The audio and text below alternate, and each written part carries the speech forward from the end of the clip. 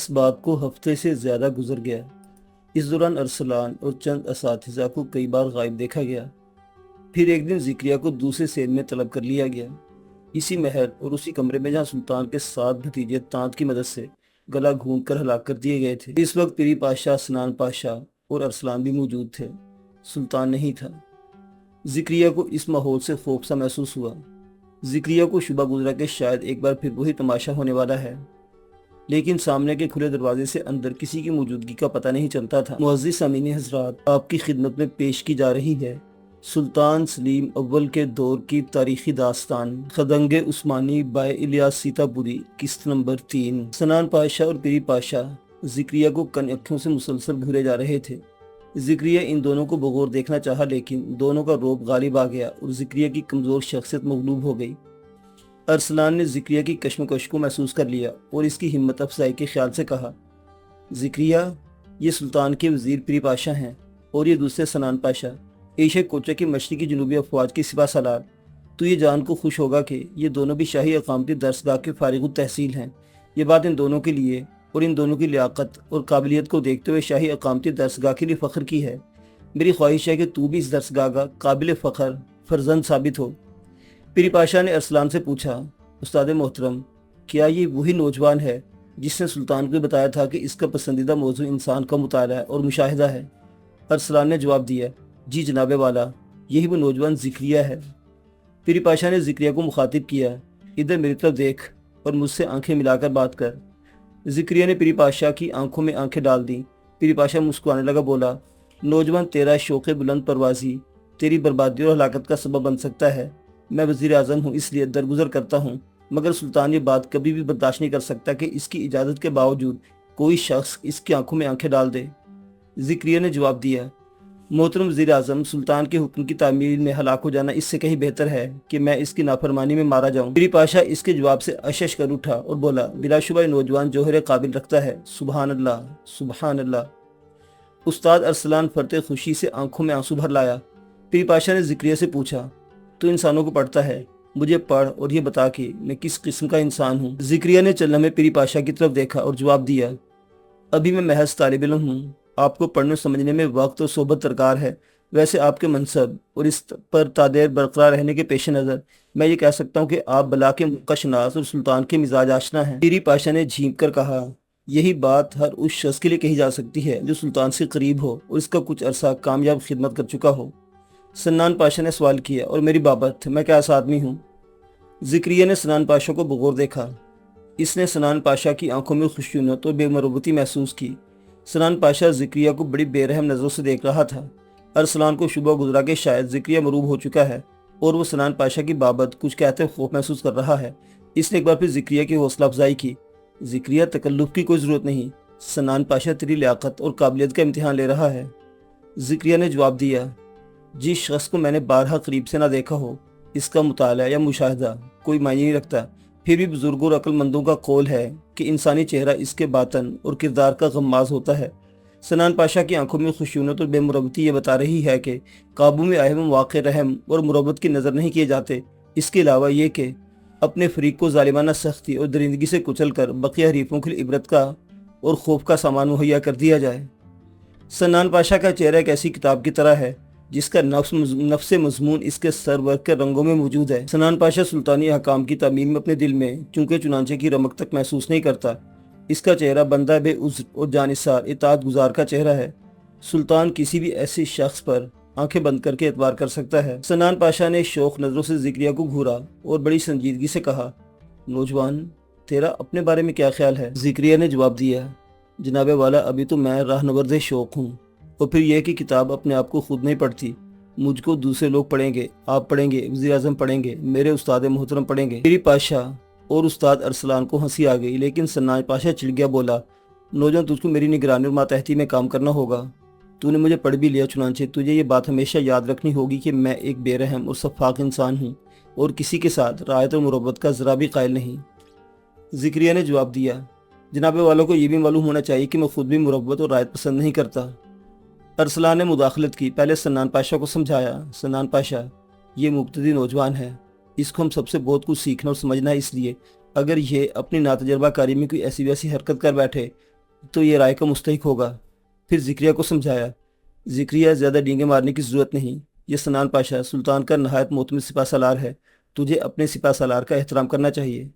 सनान पाशा ने शिकायतन कहा, उस्ताद अरसलान, इसको समझाओ, ये ज़्यादा बातें ना किया करे, क्योंकि अगर ऐसी वैसी कोई बात सुल्तान के रूबरू निकल गई तो इसको सुल्तान से कौन बचाएगा।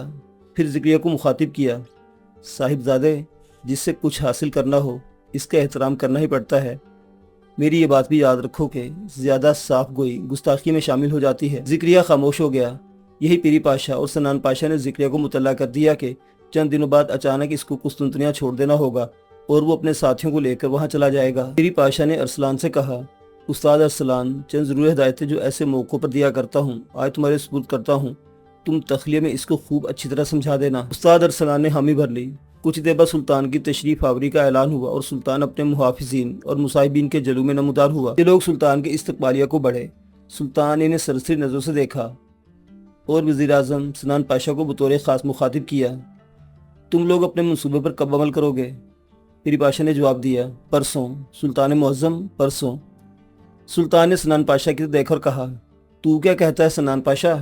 सनान पाशा ने जवाब दिया, सुल्तान मुअज़्ज़म, मैं वज़ीर आज़म के जवाब पर साथ करता हूँ। सुल्तान ने उस्ताद अरसलान की तरफ देखा और ज़िक्रिया पर सरसरी नज़र डालते हुए अरसलान से कहा, तुझको एक अच्छा शागिर्द मिल गया। फिर ज़िक्रिया से कहा, इंसान को अपनी इत्तफाक़िया सुरखरूई पर नाज नहीं करना चाहिए।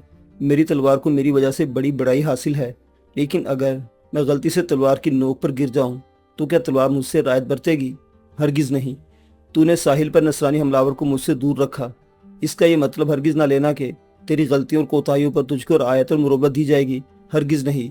वक्त और ज़माना किसी को माफ़ नहीं करता और मैं भी इस वक्त और ज़माने की पैदावार हूँ, फिर मैं किस तरह माफ़ कर दूँगा। फिर सनान पाशा को हिदायत की, ये ख़तरनाक और नाजुक मनसूबा किसी कोताही और गलती के बगैर पूरा हो जाना चाहिए। तो किसी से जवाब तलब करे या न करे, लेकिन मैं तुझसे ज़रूर जवाब तलब करूँगा। सनान पाशा ने अज़राह तन ज़िक्रिया की बाबत सुल्तान से अर्ज़ किया, सुल्तान मुअज़्ज़म, इसको इंसानों के मुताले और मुशाहिदे का शौक़ है, इसलिए अगर मुनासिब हो तो इसको इंसानों में छोड़ दिया जाए और इसे मेरे साथ ना भेजा जाए। सुल्तान ने जवाब दिया, नहीं, ये तेरे साथ जाएगा, वहाँ बहुत सारे इंसान होंगे, ये इन्हें पढ़ता भी रहेगा और अपना काम भी करता रहेगा। ज़िक्रिया की कुव्वत गोयाई सल्ब हो चुकी थी। सुल्तान में मालूम नहीं क्या बात थी कि ज़िक्रिया इसकी तरफ देखने की ताब न रखता था। सुल्तान ने उस्ताद अरसलान और ज़िक्रिया को इसी वक्त रुखसत कर दिया। पीरी पाशा और सनान पाशा सुल्तान के पास ही रह गए। उस्ताद अरसलान दूसरे सेन से निकलकर तीसरे सेन में आ गया। ज़िक्रिया इसके साथ जो सर झुका नहायत मोदिबाना अंदाज में चल रहा था। उस्ताद अरसलान भी किसी फिक्र में मुब्तला डूबा हुआ था। किसी लम्हे बेख्याली में ज़िक्रिया की तरफ देख लेता, लेकिन बात नहीं करता था, यहाँ तक कि दोनों कमरे में दाखिल हो गए। ज़िक्रिया ने खुद को बिस्तर पर गिरा दिया और उस्ताद अरसलान कुर्सी पर बैठ गया। ज़िक्रिया अपने उस्ताद से नजरें नहीं मिला रहा था। कुछ देर तक दोनों ही खामोश रहे। आखिर इस कूद को उस्ताद अरसलान ने तोड़ा। बोला, ज़िक्रिया, इस वक्त लेटने से काम नहीं चलेगा, ज़रा उठकर बैठ, और यूँ भी ये सुए अदबी है कि मैं बैठा रहूँ और तू लेट जाए। ज़िक्रिया फुर्ते से बैठ गया। शर्मिंदगी से कहा, उस्ताद मोहतरम, इस गुस्ताखी पर मैं माफ़ी का तालिब हूँ, खुदा के लिए मुझे माफ़ कर दीजिए। उस्ताद अरसलान ने कहा, ज़िक्रिया, मैं तुझे नसीहत करता हूँ कि बहुत ज़्यादा बातें ना किया कर, इसमें आदमी पकड़ा जाता है, और हमेशा दुरूसों की इज़्ज़त नफ्स और इसकी अना का ख्याल रख, क्योंकि इंसान इसका घाव नहीं बर्दाश्त करता। ज़िक्रिया समझ गया कि उस्ताद अरसलान ये बातें किसकी बाबत कह रहा है। बोला, आइंदा मैं आपकी नसीहतों पर अमल करूँगा, मुझे एक मौका और दीजिए। उस्ताद अरसलान ने अफसोस से कहा, मैं अगर तुझको एक मौका और नहीं दूंगा तो करूँगा क्या? और देखिए सनान पाशा तुझसे खुश नहीं है, वो तुझ पर कड़ी नज़रें रखेगा। अब ये तेरा काम है कि इससे महफूज रह। वो तुझ पर जिन पहलुओं से हमलावर होगा अपने कानों से सुन ले। तू जवान हो रहा है, तेरे सीने में दिल है, नौजवान, नो उम्र और नोखेज दिल। ये किसी महजबी पर आशिक भी हो सकता है, जबकि इस वक्त भी मचल रहा होगा। लेकिन ख़बरदार, जो तूने दायरे जार में दिल लगी की, यानी चरी में जो लोग हैं, सुल्तान इनकी बाबत ये बात बिल्कुल पसंद नहीं करता कि ये शादियाँ करें और अलहदा कुंभों को जन्म दे। चुनांचे ना तो तू किसी लड़की से इश्क करेगा ना शादी। ज़िक्रिया के दिल पर एक चोट सी लगी, क्योंकि ये पाबंदी नाकाबिल कबूल और नागवार थी। बोला, इसका ये मतलब हुआ उस्ताद मोहतरम के मैं अपने सीने से दिल निकाल कर कहीं फेंक दूँ? सुल्तान या किसी को भी नौजवानों के इन मामलात में दखल नहीं देना चाहिए। अगर वो ऐसी गलती करेंगे तो मालूम नहीं इनके क्या नताइज निकले। उस्ताद अरसलान ने ज़िक्रिया को समझाया, ज़िक्रिया, अभी तुझे बहुत काम करना है, ऐसी बातें नहीं करते, क्योंकि अगर ये बातें सुल्तान तक पहुंच गई तो खुदा ही बेहतर जानता है कि तेरा क्या हशर हो। बहरहाल सुल्तान नहीं चाहता कि तू और तेरे जैसे दूसरे नौजवान औरतों या लड़कियों के चक्कर में पड़कर गुमराही इख्तियार करें। जिन मर्दों को औरतें ज़ेर कर लेती हैं, शिकस्त और नाकामियाँ इनका मुकद्दर बन जाती हैं, लेकिन जो औरतों के लिए नाकाबिले तस्खीर होते हैं वो हर किसी के लिए नाकाबिले तस्खीर साबित होते हैं। ज़िक्रिया चुप हो गया। वो अब अपने आप में किसी चीज़ की कमी महसूस करने लगा था, किसी शय की ज़रूरत महसूस करने लगा था, और वो शय लड़की या औरत के सिवा और कुछ नहीं थी। उस्ताद अरसलान ज़िक्रिया को समझने और इसके एहसासात पढ़ने की कोशिश कर रहा था। आखिर कहने लगा, सन्नान पाशा से बहरहाल होशियार रहना, क्योंकि वो तुझसे बेजार सा हो गया है। ज़िक्रिया ने उस्ताद अरसलान की किसी भी बात का जवाब नहीं दिया। वो खामोशी से उठा और लकड़ी के संदूक के पास फर्श पर बैठ गया। इस संदूक में लिबास, बिस्तर और दूसरी चीज़ें रखी हुई थी और संदूक के ऊपर चंद किताबें रखी थी। ज़िक्रिया ने इनमें से एक किताब उठा ली और इसे उठाकर पढ़ने लगा। उस्ताद अरसलान को ज़िक्रिया की बेनियाज़ी और बेपरवाही से दुख पहुंचा। इसने अपने उस्ताद को बिल्कुल नज़रअंदाज कर दिया था। उस्ताद अरसलान ने बावाज़ बुलंद कहा, ज़िक्रिया मैं तुझसे बातें कर रहा था और तू उठकर चला गया। मेरी बातें तो सुन ले, इसके बाद चले जाना, मेरी बातें तेरे काम आएंगी। ज़िक्रिया ने दूरी से जवाब दिया, उस्ताद मोहतरम, आपको मुझसे जो भी कहना था कह चुके, अब आपके पास कहने के लिए रह ही क्या गया है। इसी तरह मैंने जितना कुछ सुन लिया है, इसके बाद और कुछ नहीं सुनना चाहता। उस्ताद अरसलान ने ज़िक्रिया में बगावत के आसार देख लिए थे, इसलिए वो मज़ीद कुछ कहे सुने बगैर वहाँ से चला गया। इसके चले जाने के बाद ज़िक्रिया ने अपने कमरे का दरवाज़ा अंदर से बंद कर लिया। इस वक्त वो बेहद मगमूम था। शाम को जब चिराग जल गए और घरों इमारतों से चिरागों की रोशनी फूट फूट कर चारों तरफ फैलने लगी तो ज़िक्रिया मैदान के उस पार नजरें जमाकर देखने लगा। वो खूब जानता था कि मैदान के जुनूबी हुदूद के नशेबी हिस्सों में राहिबों की खानकाहें बनी हुई हैं और इनमें सदियों से तारीक दुनिया इंसान रहते बसते आए हैं। वो लोग जो दुनिया की आलाइशों से फरार हासिल कर चुके हैं और जिन्हें औरत से नफरत थी, और वो लोग जो औरत को मुसीबत की जड़ समझते थे। ज़िक्रिया को औरत के ख्याली से अपने वजूद और नस नस में कैफ की एक लहर से दौड़ती महसूस हुई। इसने सोचा कि ऐसा मुमकिन है कि इंसान और ख़ासकर नौजवान अपनी ज़िंदगी से औरत की नफ़ी कर दें और करबनाक अज़ियत से भी दो चार ना हो। क्या ये हो सकता है कि औरत की कमी किसी और शय से पूरी कर ली जाए? शोहरत, नामवरी, इज़्ज़त, अज़मत, शुजाअत या कोई दूसरा मशगला जो ऐन फितरी मजाक के मुताबिक हो, औरत की कमी की तस्कीन कर सकता है? इन सवालों का बस एक ही जवाब था, नहीं, कतई नहीं, बिल्कुल नहीं, हरगिज़ नहीं। वो रात के अंधेरे में अपने कमरे से निकलकर एक दरख्त के नीचे बैठ गया और अपने परागंदा ज़हन को यकसू करने की कोशिश करने लगा। लेकिन अजीब सी बात थी कि वो इस सिलसिले में जितना सोचता, इसकी वहशत में इजाफा होने लगता। इसने सोचा इस सिलसिले में किसी राहिब का मशवरा हासिल करना चाहिए। मुमकिन है उसके पास इस बारे में कुछ आजमूदा तरीक़े हों जिनकी मदद से वो सुल्तान की मंशा पूरी कर सके। वो कितनी देर तक बाहर बैठा रहा, कुछ पता नहीं चला। इसे उस वक्त होश आया जब इसके निगरान इसके कांधे पर हाथ रख दिया, उसको मुतनब्बे किया कि अब वो मज़ीद बाहर नहीं रह सकता, इसको कमरे में दाखिल हो जाना चाहिए। वो कमरे में वापस चला गया और कुछ खाए पिए बगैर ही अपने बिस्तर पर गिर गया। वो पूरी रात फिक्र और अंदेशों की नज़र हो गई। जिस माहौल में वो साल साल से खुश और मुतमईन रह रहा था, औरत के जिक्र ही से इसमें इंतशार और फतूर पैदा हो गया था। इसने सोचा कि औरत वाकई हंगामों और फतूरों की जड़ है। क्या सुल्तान इसलिए औरत के वजूद को यनीचरी नौजवानों से दूर रखना चाहता है? अंदेशों और वसवसों के बावजूद वो औरत से गुरेज इख्तियार करने पर आमादा नहीं था। दूसरे दिन सुबह अपने मामूलात से फरागत हासिल करने के बाद नासरियों की एक खानकाह में चला गया। यहाँ वीरान और पुरस्कून फ़ज़ा में ज़िंदगी का कहीं पता ना था। हर तरफ सन्नाटा और सुकूत था। वो तारीख हुजरों से गुजरकर एक हॉल में पहुंच गया। इस हॉल में एक जगह कोने में कोई बारह शख्स मुताले में मशगूल था और पूरा हाल खुशबू से महक रहा था। लुबान का धुआं ऊपर छत से टकराकर पूरे कमरे में घूम रहा था। ज़िक्रिया को हाल में दाखिल होते देख इस बारह शख्स ने खुश आमदीद कहा और इशारे से अपने पास बुलाया। ज़िक्रिया इसके पास चला गया। राहिब का बावकार अंदाज ज़िक्रिया को मरूब और मुतासिर कर रहा था। इसने ज़िक्रिया से पूछा, बेटे क्या तू किसी ख़ास मकसद से यहाँ आया है? ज़िक्रिया राहिब के पास जाकर खड़ा हुआ। राहिब इंजील का मुताला कर रहा था। इस वक्त इसने ज़ेर मुताले सफ़े पर उंगली रखकर इसे बंद कर दिया था। राहिब ने एक बार फिर सवाल किया, नौजवान तू कौन है और यहाँ क्या लेने आया है? ज़िक्रिया ने जवाब दिया, मोहतरम बुजुर्ग, मैं मुसलमान हूँ और सुल्तान की अकामती दरसगाह में ज़ेरी तरबियत हूँ। राहिब घबरा के बोला, फिर यहाँ मेरे पास क्या लेने आया है? अपने दरसगाह में वापस जा, वरना सुल्तान मुझसे जवाब तलब करेगा। ज़िक्रिया ने कहा, जनाबे वाला, मैं आपका ज़्यादा वक्त बर्बाद नहीं करूँगा। शाही दरसगाह में जो तालीम दी जा रही है इससे मुझे इख्तलाफ है। इसी सिलसिले में आपके पास चला आया हूँ। मैं आपसे चंद सवालों के जवाब मालूम करना चाहता हूँ। राहिब सन्नाटे में आ गया। वो किसी सोच में पड़ गया।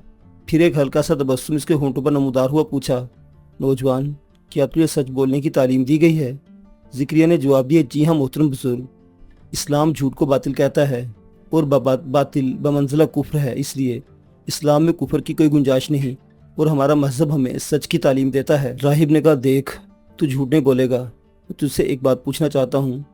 زکریا نے جواب دیا، جناب آپ ایک نہیں 10 سوال کریں، میں ان سب کے صحیح جواب دوں گا اور اس کے بعد آپ کو بھی میرے سوالوں کے جواب دینے ہوں گے۔ راہب نے انجیل کے اوراق میں سے انگلی نکال کر اس جگہ کپڑے کی دھچی رکھ دی اور زکریا سے سوال کیا، لڑکے کیا تو اپنے باپ دادا کی طرف سے بھی مسلمان ہے؟ زکریا چکرا گیا، پوچھا، اس سوال سے آپ کا مطلب؟ راہب نے جواب دیا، صاحبزادے ہم دونوں میں سچ بولنے کا سمجھوتا ہو چکا، اس لیے تجھ کو میرے ہر سوال کا جواب دینا ہوگا۔ زکریا نے آہستہ سے کہا، محترم بزرگ میں آبائی مسلمان نہیں ہوں، میرا تعلق کریٹ سے ہے اور غالباً اس جزیرے میں ایک بھی مسلمان نہیں۔ راہب نے خوش ہو کر زکریا کی طرف دیکھا، میرے بچے تیری باتوں سے مسیحیت کی بو آ رہی ہے، میں نے تیرے جسم سے یسوع مسیح کی خوشبو محسوس کر لی تھی۔ مسیحیت پر یہ کتنا بڑا ظلم ہو رہا ہے کہ اس کی اولاد نرینہ مسلمانوں کے سلطان کی خدمت گزار بنا دی گئی ہے۔ پھر پوچھا، کیا تو خوش ہے؟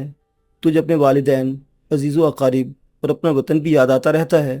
کیا تجھ کو اپنے آبائی مذہب سے کسی قسم کی دلچسپی ہے؟ زکریا نے جواب دیا، جناب والا آپ فضول باتوں میں وقت ضائع نہ کریں اور مجھ کو اجازت دے کے اپنے سوالات کروں اور آپ مجھ کو مطمئن کرنے کی کوشش کریں۔ راہب نے افسردگی سے کہا، سوال کر، میں جواب دینے کی کوشش کروں گا۔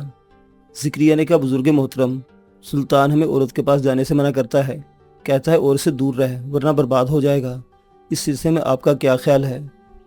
راہب نے جواب دیا، یقیناً سلطان پر مسیحیت کا سایہ پڑ گیا ہے، ورنہ وہ اتنی زیریں اور قیمتی بات نہیں کہہ سکتا تھا۔ عورت سے دور رہنا چاہیے کیونکہ اس کی صحبت اور قربت میں معصیت کے سوا کچھ نہیں۔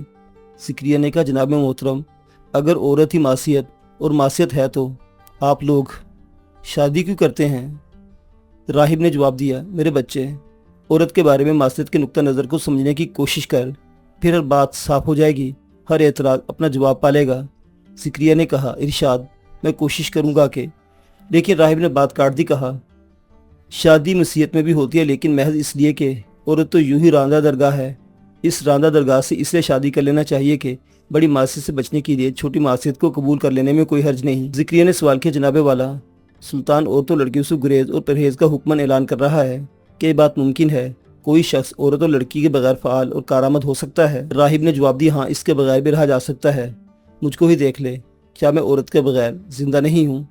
زکریا نے عاجزی سے کہا، حضور والا وہی تو میں جاننا چاہتا ہوں کہ آپ نے اپنے نفس پر قابو کس طرح پایا تاکہ میں بھی اس طریقے پر نفس کو قابو میں رکھنے کی تدبیر کروں۔ راہب نے جواب دیا، میں نے کوئی خاص طریقہ اختیار نہیں کیا تھا، لیکن اس کا اگر کوئی خاص طریقہ ہو سکتا ہے تو وہ یہ ہے کہ اس پہلو پر کچھ سوچا ہی نہ جائے۔ زکریا نے پوچھا، کوئی اور بات؟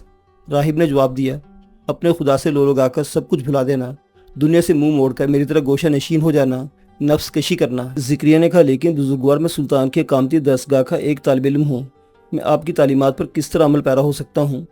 راہب نے افسوس سے کہا، تب پھر مجبوری ہے، دنیا میں رہ کر عورتوں کی قربت میں اس سے بچاؤ کی کوئی ترکیب نہیں۔ زکریا اس جواب سے بہت مایوس ہوا، مزید کوئی بات کیے بغیر اپنے درسگاہ میں واپس چلا گیا۔ راہب حیران اور پریشان اس کو واپس جاتے ہوئے دیکھتا رہ گیا۔